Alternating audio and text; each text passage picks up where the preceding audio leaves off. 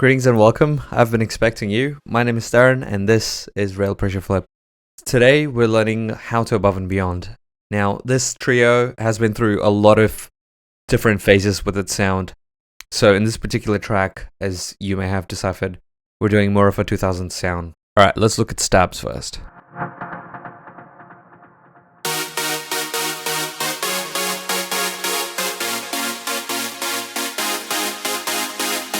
So that's pretty much it. That pattern just repeats over and over.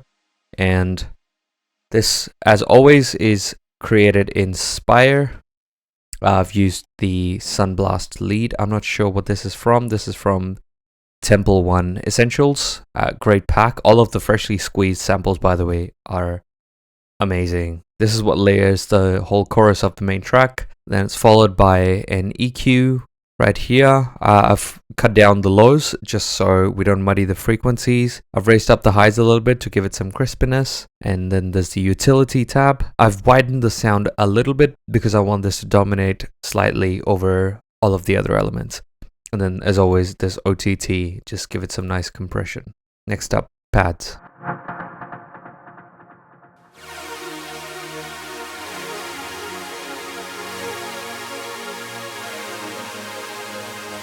Once again, this just repeats on. This is a 16 bar loop. This time I've used Silenth 1.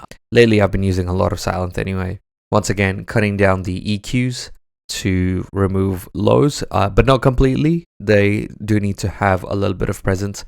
Not too much increase in the treble either, but just a little bit to give it some presence. And with the utility, I've turned down the width a little bit because I don't want this to clash with the stabs.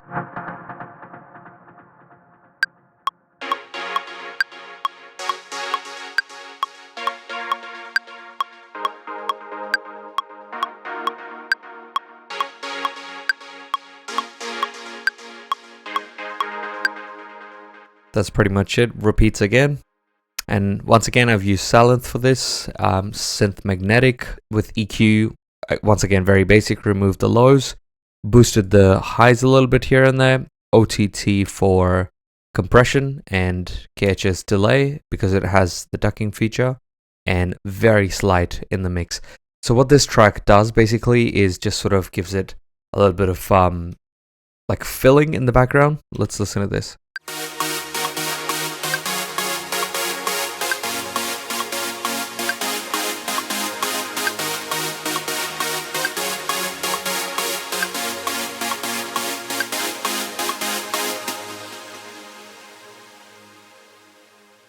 And then there's the piano that comes in later on.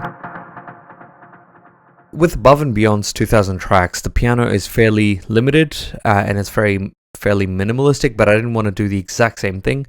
So I've done something similar. I've created a little bit of a riff, and this I created because that's just how I was feeling. And I felt like this was just on the first take, by the way. I felt that this works well, so I just left it.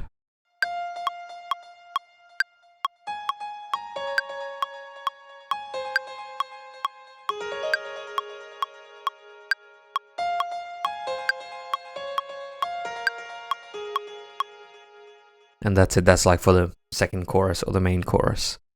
And I've used the grand piano equal solo. This I believe you can get from the Ableton website. I'm pretty sure that's how I got it too. And then with EQ, increasing the highs a little bit, especially this area, that gives it brightness.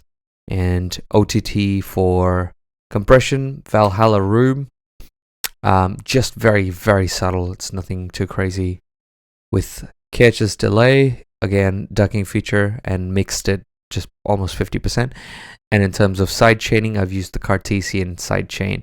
It's a little bit more easier and quicker to use instead of the compressor side chain that's built into Ableton, but it doesn't have the triggering feature, which I am missing in this. Onto the bass lines.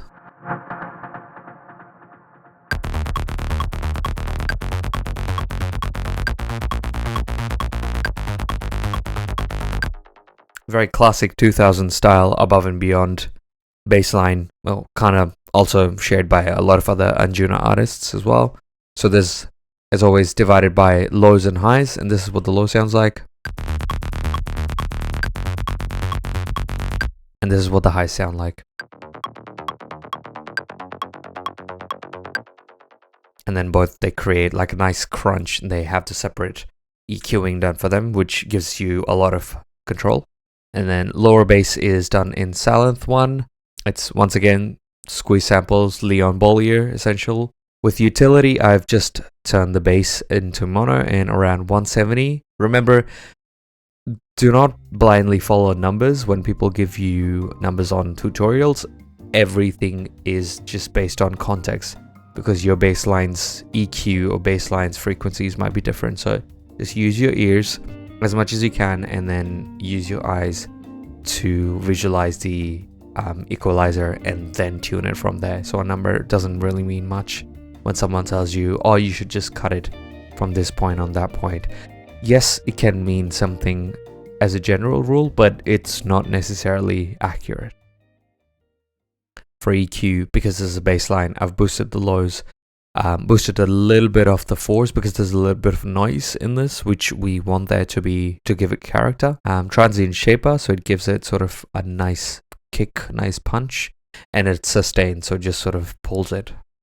And then OTT for compression. And then for the highs, obviously I've cut down the lows completely, used Spire, cut down the EQ8s, obviously because we don't want it to clash with the lower end. So that's why we've created this. That's the whole point. Boosted up the higher frequencies, so it gives it character and a little bit of delay.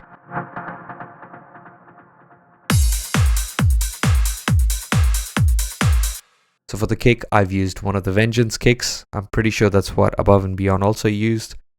I've reduced down the decay. That's very important. You don't want it to sustain out too long, because it's just going to interfere with every other element, especially your bass lines. So this is what it sounds like by itself. And if I increase the decay, you hear how it booms. We don't want that.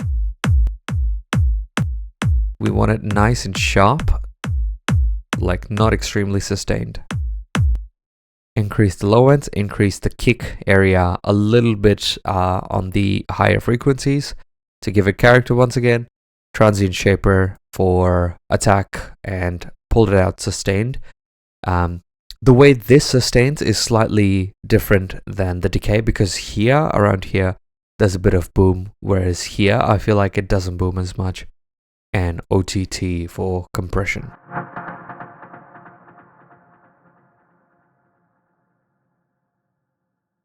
With the drum loops, this is the top loop. This is a classic hi-hat, and then there's a clap. The clap is very, I think, digitally processed, and there's EQing done.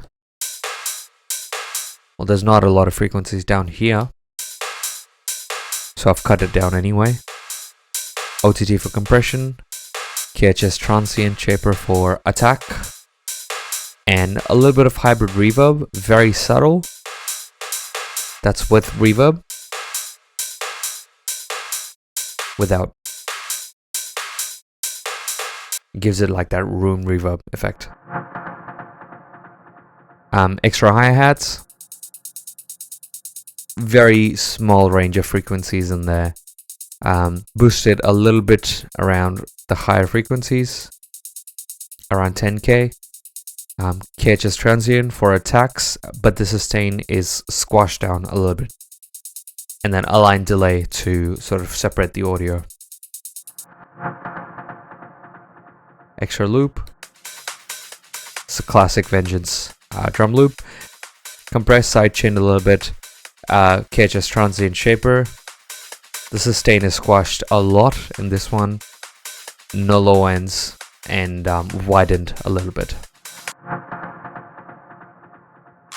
Claps as before, use the same claps as the previous tutorial. It's a very classic sound, so I've just kept it as it is. And lastly, just crashes as normal. If you've seen my previous video, you would know. On the master channel, I've pitched it +1, which is what the Ayumi Hamasaki song was, the Above and Beyond's M remix, which is what this is based on.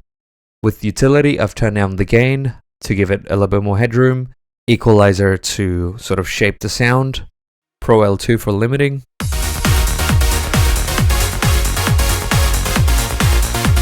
It squashes it very, very nicely, and I've noticed that Pro L2 is far superior than any of the other stock plugins or any of the other plugins that I've used.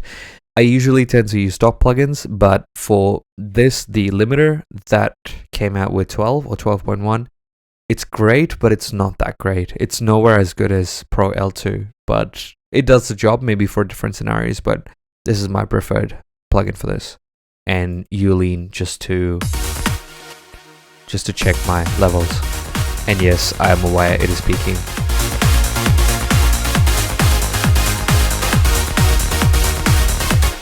Other than that, that's pretty much it. That's it for the breakdown for the overall Above and Beyond 2000 sound. Drop me any questions in the comments if you're confused about anything, please. And if you found this video helpful in any way, please like this video and subscribe if you want to see similar tutorials. It'll really help me out. There's like about 10 other videos planned, so stay tuned for that. And speaking of which, there's 2 other videos that I've already done, so one of them is going to be listed in the cards. Go watch that next. Until then, be seeing ya.